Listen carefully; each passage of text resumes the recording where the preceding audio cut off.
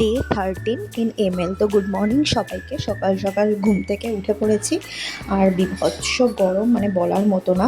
তো আজকে একটু দুধ চা খাবো বলে ঠিক করেছি। তো সকাল দুধ চাটা বসিয়ে দিয়ে আমি এদিকে ব্রাশটা সেরে নিলাম। আর জানলাটা আগের দিন খুব বাজে অবস্থা ছিল, তো দিদি এসেছে মুছে দিচ্ছে, আর ড্রাই ফ্রুটসটা ভিজিয়ে নিলাম। আজকে সকাল সকাল আমি স্নানটাও সেরে নিয়েছি। তো স্নানটা সেরে ড্রাই ফ্রুটসগুলো খেয়ে নিচ্ছিলাম। তারপর মাকে বললাম আজকে একটু কচুরি আনতে, তো মা কচুরি এনে দিয়েছে। তো কচুরি দিয়ে ব্রেকফাস্টটা সেরে সিজনের ফার্স্ট আম আর এদিকে তালশাঁস এই দুটো খেয়ে নিলাম। তারপর রান্নার কাজে লেগে গেলাম। আজকে বানাবো একটু দই রুই, তো সেটার জন্য দই রুই আর এদিকে মা খারকোল পাতা বাটা বানিয়েছে। তো এই দিয়ে লাঞ্চ সেরে ঘুমিয়ে পড়লাম। তারপর ঘুম থেকে উঠেই যথারীতি দুধ, যেটা রোজ খেতে হয়, তো সেটা খেলাম।